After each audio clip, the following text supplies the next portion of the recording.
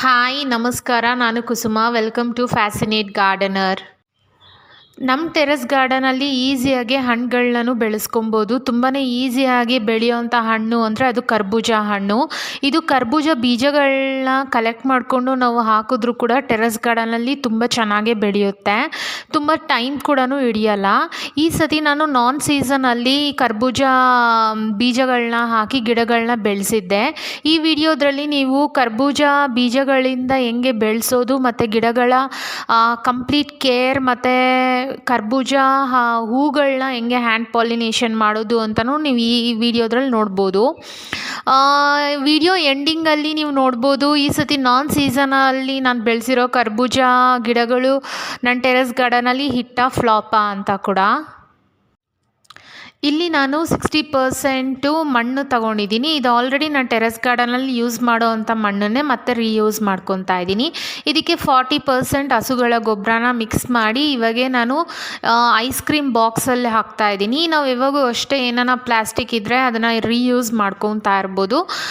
ಇಲ್ಲಾಂದರೆ ನೀವು ಬೇಕಿದ್ದರೆ ಸೀಡ್ಲಿಂಗ್ ಟ್ರೇಸ್ ಕೂಡ ತೊಗೊಬೋದು. ನನ್ನ ಟೆರೆಸ್ ಗಾರ್ಡನಲ್ಲಿ ತುಂಬಾ ರೀಯೂಸ್ ಮಾಡೋ ಅಂಥ ಐಟಮ್ಸ್ ಯಾವುದೇ ಇದ್ರೂ ನಾನಿಲ್ಲಿ ರೀಯೂಸ್ ಮಾಡ್ತೀನಿ. ಐಸ್ ಕ್ರೀಮ್ ಬಾಕ್ಸ್ಗೆ ಇವಾಗೆ ಮಣ್ಣು ಮತ್ತು ಗೊಬ್ಬರ ಹಾಕ್ಕೊಂಡ್ಮೇಲೆ ಒಂದು ಸತಿ ನೀರು ಹಾಕ್ಕೊಂಡಿದ್ದೀನಿ, ಅದು ನೀಟಾಗಿ ಸೆಟಲ್ ಆಗಲಿ ಅಂತ. ಅಂಗಡಿಯಿಂದ ತಂದಿದ್ದ ಕರ್ಬೂಜ ಹಣ್ಣುಗಳಲ್ಲಿ ಬೀಜಗಳಿರುತ್ತೆ, ಅದನ್ನೇ ಕಲೆಕ್ಟ್ ಮಾಡ್ಕೊಂಡಿರೋದು. ಅದರಲ್ಲೂ ತುಂಬ ಈಸಿಯಾಗಿ ಗಿಡಗಳನ್ನ ಬೆಳೆಸ್ಕೊಬೋದು. ನಮಗೇನು ಆನ್ಲೈನಿಂದನೇ ಬೀಜಗಳನ್ನ ತರಬೇಕಂತ ಏನೂ ಇಲ್ಲ. ಇಲ್ಲಿ ಬೀಜಗೆ 2 ಸೈಡ್ ನೀವು ನೋಡ್ಬೋದು. ಒಂದು ಸೈಡ್ ಬಂದುಬಿಟ್ಟು ವಿ ಶೇಪಲ್ಲಿರುತ್ತೆ, ಇನ್ನೊಂದು ಸೈಡ್ ಬಂದುಬಿಟ್ಟು ಯು ಶೇಪಲ್ಲಿರುತ್ತೆ. ಆ ವಿ ಶೇಪಲ್ಲಿ ಇರೋದನ್ನು ಮಣ್ಣು ಒಳಗಡೆ ಇಡಬೇಕು, ಯು ಶೇಪನ್ನು ನಾವು ಮಣ್ಣು ಮೇಲೆ ಬರೋ ಹಂಗೆ ನೋಡ್ಕೊಬೇಕು. ವಿ ಶೇಪ್ ಹತ್ರ ನೀವು ನೋಡ್ಬೋದು ಒಂದು ಚಿಕ್ಕದಾಗಿ ಡಾಟ್ ಥರ ಹೋಲ್ ಥರ ಇರುತ್ತೆ, ಅಲ್ಲಿಂದನೇ ಕರ್ಬೂಜ ಬೀಜಗಳು ಮೊಳಕೆಗಳು ಬರೋದು. ಅದರಿಂದ ನಾವು ಆ ಸೈಡನ್ನ ಮಣ್ಣು ಒಳಗಡೆ ಇಡಬೇಕು. ಬೀಜಗಳನ್ನ ಮಣ್ಣು ಒಳಗಡೆ ತುಂಬಾ ತುರ್ಕೋದೇನೂ ಬೇಕಾಗಿಲ್ಲ. ಒಂದು ಅರ್ಧ ಇಂಚ್ ಇಲ್ಲಾಂದರೆ 1 ಇಂಚು ಒಳಗಡೆ ಇದ್ದರೆ ಸಾಕು, ಬೀಜಗಳು ತುಂಬ ಬೇಗನೆ ಮೊಳಕೆಗಳು ಬರುತ್ತೆ. ಅಕಸ್ಮಾತ್ ನಿಮಗೆ ವಿ ಶೇಪ್ ಯು ಶೇಪು ಈ ಬೀಜಗಳಲ್ಲಿ ನನಗೆ ಅರ್ಥ ಆಗ್ತಾ ಇಲ್ಲ ಅಂತ ನಿಮ್ಗೆ ಏನಾರ ಸ್ವಲ್ಪ ಕನ್ಫ್ಯೂಸ್ ಆಗ್ತಾ ಇದೆ ಅಂದರೆ ಈ ಪಾಟಲ್ಲಿ ನಾನು ಇನ್ನೊಂದು ಥರನೂ ತೋರಿಸ್ತಾ ಇದ್ದೀನಿ ನೋಡಿ. ನೀವು ಅರ್ಧ ಇಂಚ್ ಇಲ್ಲಾಂದರೆ 1 ಇಂಚು ಮಣ್ಣು ತೆಗ್ದುಬಿಟ್ಟು ಬೀಜಗಳನ್ನ ಮಲಗಿಸ್ಬಿಡಿ. ಹಂಗೆ ಮಾಡಿದ್ರೂ ಮೊಳಕೆಗಳು ಬರುತ್ತೆ. ನಾವು ಹಿಂಗೆ ಮಾಡಿದ್ರೂ ವಿ ಶೇಪಲ್ಲಿ ನಾನು ಹೇಳ್ದಂಗೆ ಮಾಡಿದ್ರೂ ಬರುತ್ತೆ. ಅಕಸ್ಮಾತ್ ನಿಮ್ಗೆ ಕನ್ಫ್ಯೂಸ್ ಆಗ್ತಾ ಇದೆ ಅಂದರೆ ನೀವು ಜಸ್ಟ್ ಒಂದು ಬೀಜಗಳನ್ನ ಹಂಗೆ ಮಲಗಿಸಿದ್ರೂ ಅದು ಬೆಳೆಯುತ್ತೆ. ಒಂದು ಐಸ್ ಕ್ರೀಮ್ ಬಾಕ್ಸಲ್ಲಿ ನಾನು ಹಿಂಗೆ ಮಾಡ್ತಾಯಿದ್ದೀನಿ, ಇನ್ನು 2ರಲ್ಲಿ ವಿ ಶೇಪ್ ಮಾಡಿಬಿಟ್ಟು ತೋರಿಸೆ ನಾನು ಮಣ್ಣೊಳಗಡೆ ಇಡ್ತಾ ಇದ್ದೀನಿ. ಬೀಜಗಳನ್ನ ಹಾಕಿದ್ಮೇಲೆ ಇನ್ನೊಂದು ಸತಿ ನಾನು ನೀರು ಹಾಕ್ಕೊತಾ ಇದ್ದೀನಿ. ನಾವು ಯಾವಾಗೂ ಬೀಜಗಳನ್ನ ಹಾಕಿರೋ ದಿನ ಸ್ವಲ್ಪ ಓವರ್ ವಾಟ್ರಿಂಗ್ ಮಾಡಬೇಕು, ಆವಾಗ ತೇವಾಂಶದಿಂದ ಬೀಜಗಳು ತುಂಬ ಬೇಗನೆ ಮೊಳಕೆಗಳು ಬರುತ್ತೆ. ಕರ್ಬೂಜ ಬೀಜಗಳು ತುಂಬಾ ಬೇಗನೆ ಜರ್ಮಿನೇಟ್ ಆಗುತ್ತೆ, ಅದರಿಂದ ಒಂದು 5-6 ದಿವಸದಲ್ಲೇ ನೀವು ಗಿಡಗಳು ಬೆಳೆಯೋದನ್ನು ನೋಡ್ಬೋದು. ನಾವು ಹಾಕಿದ್ದೆಲ್ಲ ಕರ್ಬೂಜ ಬೀಜಗಳು ಜರ್ಮಿನೇಟ್ ಆಗಿ ಗಿಡಗಳು ಬೆಳೆಯೋಕ್ಕೂ ಶುರುವಾಗಿದೆ.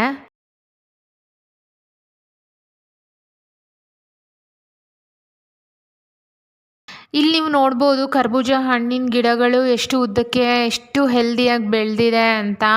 ಬೀಜಗಳು ಚೆನ್ನಾಗಿದ್ದರೆ ಗಿಡಗಳು ತುಂಬ ಚೆನ್ನಾಗಿ ಹೆಲ್ದಿಯಾಗಿ ಹಿಂಗೆ ಬೆಳೆಯುತ್ತೆ. ಇಲ್ಲಿ ನೀವು ನೋಡ್ಬೋದು ಮೇಲ್ ಫ್ಲವರ್ಸ್ ಕೂಡ ಈ ಗಿಡದಲ್ಲಿ ಬಂದುಬಿಟ್ಟಿದೆ. ನಾನು ಈ ಸತಿ ತುಂಬ ಲೇಟಾಗಿ ನಾನು ಟ್ರಾನ್ಸ್ಪ್ಲಾಂಟ್ ಮಾಡ್ಕೊಳೋದ್ರಿಂದ ಇಲ್ಲಿ ಮೇಲ್ ಫ್ಲವರ್ಸ್ ಕೂಡ ಸ್ಟಾರ್ಟ್ ಆಗಿಬಿಟ್ಟಿದೆ.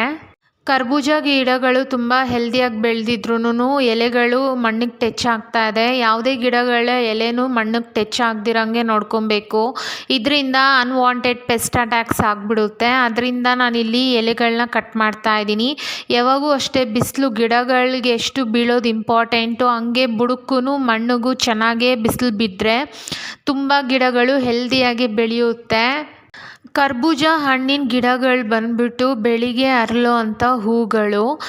ಯಾವಾಗೂ ಅಷ್ಟೇ ಎಲ್ಲ ಗಿಡಗಳಲ್ಲೂ ಫಸ್ಟು ಮೇಲ್ ಫ್ಲವರ್ಸೇ ಫಸ್ಟ್ ಬರುತ್ತೆ. ಏನಕ್ಕೆ ಅಂದರೆ ಅದು ಪಾಲಿನೇಟರ್ಸ್ನ ಅಟ್ರ್ಯಾಕ್ಟ್ ಮಾಡೋದಕ್ಕೆ ಫಸ್ಟು ಮೇಲ್ ಫ್ಲವರ್ಸ್ ಗಿಡದ್ರಲ್ಲಿ ಬರುತ್ತೆ, ಆಮೇಲೆ ಫೀಮೇಲ್ ಫ್ಲವರ್ಸ್ ಬರುತ್ತೆ. ಕರ್ಬೂಜ ಹಣ್ಣಿನ ಗಿಡದ ಬೇರ್ ನೋಡ್ಬೋದು ಎಷ್ಟು ಸ್ಟ್ರಾಂಗಾಗೆ ಬೆಳೆದಿದೆ ಅಂತ. ಕರ್ಬೂಜದ ಹಣ್ಣಿನ ಗಿಡಗಳು ಬಂದ್ಬಿಟ್ಟು ಬಳ್ಳಿಯಾಗಿ ಬೆಳೆಯೋದ್ರಿಂದ ಇಲ್ಲಿ ನೀವು ನೋಡ್ಬೋದು ಹಿಂಗೆ ಗಿಡಗಳಲ್ಲಿ ಸ್ಪ್ರಿಂಗ್ಸ್ ಥರ ಬಂದಿರುತ್ತೆ. ಈ ಗಿಡಗಳಿಗೆ ನಾವು ಸಪೋರ್ಟಾಗಿ ಏನಾನ ದಾರ ಇಲ್ಲ ಅಂದರೆ ಟ್ರಿಲ್ಸಸ್ ಕೊಟ್ಟರೆ ತುಂಬ ಚೆನ್ನಾಗಿ ಗಿಡಗಳು ಬೆಳ್ಕೊಂಡು ಹೋಗ್ತಾ ಇರುತ್ತೆ. ಈ ಟಬ್ಬಲ್ಲಿ ನಾನು ಕಿಚನ್ ವೇಸ್ಟ್ ಕಂಪೋಸ್ಟಿಂಗ್ ಲೇಯರ್ ಮೆಥಡಲ್ಲಿ ಮಾಡ್ಕೊಂಡಿದ್ದೆ. ಇವಾಗ ಇದಕ್ಕೆ 10 ದಿವಸ ಆಗಿದೆ. ಸ್ವಲ್ಪ ಮಣ್ಣನ್ನು ಲೂಸ್ ಮಾಡ್ಕೊತಾ ಇದ್ದೀನಿ. ಇವಾಗ ನಾವು ಕರ್ಬೂಜ ಹಣ್ಣಿನ ಗಿಡಗಳನ್ನ ಟ್ರಾನ್ಸ್ಪ್ಲಾಂಟ್ ಮಾಡ್ಕೊಳೋಣ. ಇಲ್ಲಿ ನೀವು ನೋಡ್ಬೋದು ಕರ್ಬೂಜ ಹಣ್ಣಿನ ಗಿಡಗಳ ಬೇರು ಎಷ್ಟು ಬೆಳೆದಿದೆ ಅಂತ. ಇದನ್ನು ಬೇರನ್ನ ಯಾವುದೇ ಥರ ಡಿಸ್ಟರ್ಬ್ ಮಾಡ್ದಿರ ಎಲ್ಲ ಗಿಡಗಳನ್ನ ಇವಾಗ ನಾವು ಟ್ರಾನ್ಸ್ಪ್ಲಾಂಟ್ ಮಾಡ್ಕೊಳೋಣ. ಕರ್ಬೂಜ ಹಣ್ಣಿನ ಗಿಡಗಳು ಬೇರು ತುಂಬ ಚೆನ್ನಾಗಿ ಬೆಳ್ಕೊಂಡಿದೆ. ಈ ಟಬ್ಬಲ್ಲಿ 3 ಗಿಡಗಳನ್ನ ಹಾಕ್ಕೊಬೇಕಾಗಿತ್ತು, ಆದರೆ ಇನ್ನೊಂದು ಎಕ್ಸ್ಟ್ರಾ ಇತ್ತು ಅಂತ ನಾನು ಈ ಟಬ್ಬಲ್ಲಿ 4 ಗಿಡಗಳನ್ನ ಹಾಕ್ಕೊಂಡಿದ್ದೀನಿ. ನನ್ನ ಟೆರೆಸ್ ಗಾರ್ಡನಲ್ಲಿ ಶಂಕುಳಗಳಿರೋದ್ರಿಂದ ಒಂದಿಲ್ಲ ಅಂದರೆ ಒಂದು ಡ್ಯಾಮೇಜ್ ಮಾಡ್ತಾನೇ ಇರುತ್ತೆ. ಇಲ್ಲ ಅಂದರೆ ಪಕ್ಷಿಗಳು ಒಂದೊಂದು ಸತಿ ಗಿಡಗಳ ಮೇಲೆ ಕುತ್ಕೊಂಡು ಡ್ಯಾಮೇಜ್ ಆಗಿಬಿಡುತ್ತೆ. ಅದರಿಂದ ಒಂದು ಎಕ್ಸ್ಟ್ರಾ ಹಾಕ್ಕೊತಾ ಇದ್ದೀನಿ. ನನ್ನ ಟೆರೆಸ್ ಗಾರ್ಡನಲ್ಲಿ ನಾನು ಯಾವುದೇ ಥರ ಗಿಡಗಳನ್ನ ಟ್ರಾನ್ಸ್ಪ್ಲಾಂಟ್ ಮಾಡಬೇಕು ಅಂದರೂ ನಾನು ಸಂಜೆ ಟೈಮ್ ಮಾತ್ರನೇ ಮಾಡ್ತೀನಿ. ಗಿಡಗಳು ಟ್ರಾನ್ಸ್ಪ್ಲಾಂಟ್ ಮಾಡೋಗೆ ಸ್ವಲ್ಪ ಶಾಕಲ್ಲಿರುತ್ತೆ.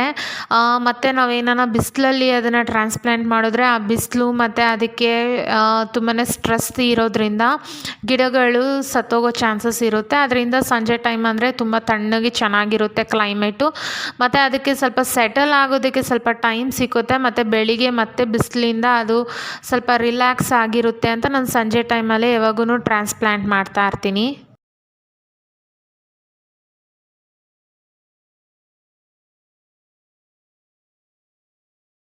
ಟೆರೆಸ್ ಗಾರ್ಡನ್ನಲ್ಲಿರೋ ಡ್ರಿಲ್ಸ್ ಮೇಲೆ ನಾನು ಕರ್ಬೂಜ ಹಣ್ಣಿನ ಗಿಡಗಳ ಬಳ್ಳಿನ ಹಬ್ಬಿಸ್ತಾ ಇದ್ದೀನಿ. ಎಲ್ಲ ಗಿಡಗಳು ಟ್ರಾನ್ಸ್ಪ್ಲಾಂಟ್ ಮಾಡಿದ್ಮೇಲೆ ಇಲ್ಲಿ ನಾನು ನೀರು ಹಾಕ್ತಾಯಿದ್ದೀನಿ. ಗಿಡಗಳಿಗೆ ಸ್ವಲ್ಪ ಓವರ್ ವಾಟ್ರಿಂಗ್ ಮಾಡ್ತಾಯಿದ್ದೀನಿ. ಮಣ್ಣೆಲ್ಲ ಸ್ವಲ್ಪ ತೆಗ್ದು ಗಿಡಗಳನ್ನ ಹಾಕಿರೋದ್ರಿಂದ ಸ್ವಲ್ಪ ಮಣ್ಣೆಲ್ಲ ಚೆನ್ನಾಗಿ ಸೆಟ್ಲಾಗಬೇಕು. ಗಿಡಗಳು ಸೆಟಲ್ ಆಗಬೇಕು ಅಂದರೆ ಸ್ವಲ್ಪ ಫಸ್ಟ್ ದಿನ ಓವರ್ ವಾಟ್ರಿಂಗ್ ಮಾಡಿದ್ರೆ ಅದು ಕರೆಕ್ಟಾಗಿ ಸೆಟಲ್ ಆಗುತ್ತೆ ಮಣ್ಣೆಲ್ಲ. ಕರ್ಬೂಜ ಹಣ್ಣಿನ ಗಿಡಗಳು ತುಂಬ ಚೆನ್ನಾಗಿ ಬೆಳೆಯೋಕ್ಕೂ ಶುರುವಾಗಿದೆ. ಇಲ್ಲಿ ನೀವು ನೋಡ್ಬೋದು ಡ್ರಿಲ್ ಮೇಲೆಲ್ಲ ಎಷ್ಟು ಚೆನ್ನಾಗಿ ಬೆಳೀತಾ ಇದೆ ಅಂತ. ಕರ್ಬೂಜ ಹಣ್ಣಿನ ಫ್ಲವರ್ಸೂ ತುಂಬ ಚೆನ್ನಾಗಿ ಮೇಲ್ ಫ್ಲವರ್ಸ್ ಬಂದಿದೆ. ಇದರಿಂದ ಪಾಲಿನೇಟರ್ಸ್ ಅಟ್ರ್ಯಾಕ್ಟ್ ಆಗುತ್ತೆ. ಇಲ್ಲಿ ನೀವು ನೋಡ್ಬೋದು ಈ ಫ್ಲೈ ಬಂದ್ಬಿಟ್ಟು ಕರ್ಬೂಜ ಕಾಯಿಗಳು ಮೇಲೆ ಹೋಲ್ ಮಾಡಿ ತುಂಬಾ ಡ್ಯಾಮೇಜ್ ಮಾಡ್ತು ಈ ಸತಿ ನನ್ನ ಟೆರೆಸ್ ಗಾರ್ಡನಲ್ಲಿ. ಫಸ್ಟ್ ಬಿಟ್ಟಿದ್ದ ಕರ್ಬೂಜ ಕಾಯಿಗಳ ಮೇಲೆಲ್ಲನೂ ಈ ಫ್ಲೈಸು ಹೋಲ್ ಮಾಡಿರೋದ್ರಿಂದ ತುಂಬಾ ಡ್ಯಾಮೇಜ್ ಆಯಿತು ಈ ಸತಿ ನನ್ನ ಟೆರೆಸ್ ಗಾರ್ಡನಲ್ಲಿ. ನಾನು ಈ ಸತಿ ಏನಕ್ಕೆ ನಾನ್ ಸೀಸನಲ್ಲಿ ಕರ್ಬೂಜ ಹಣ್ಣಿನ ಗಿಡಗಳು ಹಾಕಿರೋದು ಅಂದರೆ ಬೆಂಗಳೂರಲ್ಲಿ ನಮಗೆ ಜೂನ್ ಜುಲೈಯಲ್ಲಿ ಏನೂ ಮಳೆ ಇದ್ದಿಲ್ಲ. ಆ ಬಿಸಿಲಿಂದ ನಾನು ಅಂದ್ಕೊಂಡೆ ಈ ಸತಿ ನಾವು ನಾನ್ ಸೀಸನಲ್ಲಿ ಬೆಳೆಸಿ ನೋಡೋಣ ಕರ್ಬೂಜ ಬರುತ್ತಾ ಇಲ್ವಾ ಅಂತ ಟ್ರೈ ಮಾಡಿದೆ. ಕರ್ಬೂಜ ಹಣ್ಣಿನ ಹೂಗಳು ಬಂದ್ಬಿಟ್ಟು ಯೆಲ್ಲೋ ಕಲರ್ ಫ್ಲವರ್ಸ್ ಆಗಿರೋದ್ರಿಂದ ಪಾಲಿನೇಟರ್ಸ್ ತುಂಬಾ ಯೆಲ್ಲೋ ಫ್ಲವರ್ಸ್ಗೆ ಅಟ್ರ್ಯಾಕ್ಟ್ ಆಗುತ್ತೆ. ಅದರಿಂದ ಈ ಕರ್ಬೂಜ ಹಣ್ಣಿನ ಎಲ್ಲ ಹೂಗಳನ್ನೂ ಪಾಲಿನೇಟರ್ಸೇ ವಾಲಂಟಿಯರಾಗೆ ಪಾಲಿನೇಟ್ ಕೂಡ ಮಾಡಿತ್ತು. ನಾನು ಯಾವುದೇ ಥರ ಹ್ಯಾಂಡ್ ಪಾಲಿನೇಷನ್ ಫಸ್ಟ್ ಮಾಡಿದ್ದಿಲ್ಲ.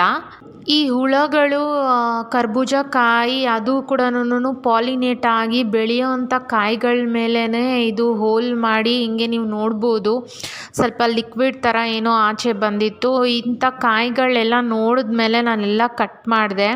ಅದರಲ್ಲಿ ಬರೀ ಹುಳಗಳೇ ಇದೆ. ಇಲ್ಲಿ ನೀವು ನೋಡ್ಬೋದು ಬಿಸಿಲಿಗೆ ಹುಳಗಳು ಚಿಕ್ಕ ಚಿಕ್ಕ ವೈಟ್ ಕಲರಲ್ಲೇ ಹುಳಗಳಿದೆ. ನಾನು ಇನ್ನೊಂದು ಅರ್ಥ ಮಾಡ್ಕೊಂಡಿದ್ದೇನು ಅಂದರೆ ಈ ಸತಿ ಜೂನ್ ಜುಲೈಯಲ್ಲಿ ನಮ್ಗೆ ಮಳೆ ಇಲ್ದಿರ ತುಂಬ ಬಿಸಿಲಿತ್ತು ಅಂತ ನಾನು ನಾನ್ ಸೀಸನಲ್ಲಿ ಕರ್ಬೂಜಕಾಯಿ ಬೆಳೆಸ್ಬಿಡೋಣ ನಮ್ಮ ಟೆರೆಸ್ ಗಾರ್ಡನಲ್ಲಿ ಅಂತ ಅತಿ ಆಸೆ ಪಟ್ಟೆ ಅನಿಸುತ್ತೆ. ಈ ಸತಿ ಅದು ಮಳೆ ಬಂದರೂ ಕೂಡ ಕಾಯಿಗಳು ತುಂಬ ಡ್ಯಾಮೇಜ್ ಆಗಿದೆ. ಬರೀ ಹುಳ ಮಾತ್ರನೇ ಡ್ಯಾಮೇಜ್ ಮಾಡಿಲ್ಲ. ಅಲ್ಲಲ್ಲಿ ಆಗಸ್ಟಲ್ಲಿ ನಮಗೆ ಸ್ವಲ್ಪ ಮಳೆ ಬಂತು, ಅದರಿಂದ ಅದು ಕಾಯಿಗಳೂ ತುಂಬ ಡ್ಯಾಮೇಜ್ ಡ್ಯಾಮೇಜ್ ಆಯಿತು. ನಾನು ಜಸ್ಟ್ ಕೇಳ್ತಾ ಇದ್ದೆ ವಾಟರ್ ಮೆಲನ್ಸ್ಗೆಲ್ಲನೂ ಏನಾನ ಗುಡುಗು ಬಂದರೂ ಇಲ್ಲ ಅಂದರೆ ಮಳೆ ಬಂದ್ರೂ ಕಾಯಿಗಳು ಡ್ಯಾಮೇಜ್ ಆಗುತ್ತೆ ಅಂತ ನಾನು ತುಂಬ ಕೇಳಿದ್ದೆ. ಆದರೆ ಇಲ್ಲಿ ಕರ್ಬೂಜ ಕಾಯಿಗಳೂ ಅಷ್ಟೇ ಮಳೆಗೂ ಡ್ಯಾಮೇಜ್ ಆಗುತ್ತೆ ಅಂತ ನಾನು ತಿಳ್ಕೊಂಡೆ. ಟೆರೆಸ್ ಗಾರ್ಡನಿಂಗ್ ವೀಡಿಯೋಸ್ಗೋಸ್ಕರ ಫ್ಯಾಸಿನೇಟ್ ಗಾರ್ಡನರ್ ಚಾನಲ್ನ ಸಬ್ಸ್ಕ್ರೈಬ್ ಮಾಡ್ಕೊಳ್ಳಿ. ಪಕ್ಕದಲ್ಲಿರೋ ಬೆಲ್ ಐಕಾನ್ ಪ್ರೆಸ್ ಮಾಡಿ. ನಾನು ಯಾವಾಗಲೇ ವೀಡಿಯೋಸ್ ಹಾಕಿದ್ರೂ ನಿಮಗೆ ನೋಟಿಫಿಕೇಷನ್ ಬರುತ್ತೆ. ಯಾವುದೇ ಥರ ವೀಡಿಯೋಸ್ ಮಿಸ್ ಆಗಲ್ಲ.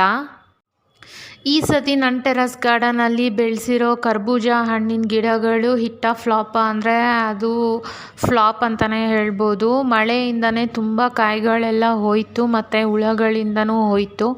ಅದರಿಂದ ನಾನು ಗಿಡನ ತೆಗಿಬೇಕಾಯಿತು. ಇಲ್ಲಿ ನೀವು ನೋಡ್ತಾ ಇರೋದು ಫೀಮೇಲ್ ಫ್ಲವರ್. ಕಾಯಿ ಬಂದು ಅದ್ರ ಮೇಲೆ ಹೂವು ಬಂದಿರೋದು ಅಂದರೆ ಅದು ಫೀಮೇಲ್ ಫ್ಲವರ್ ಅಂತ ನೀವು ಈಸಿಯಾಗಿ ಐಡೆಂಟಿಫೈ ಮಾಡ್ಬೋದು.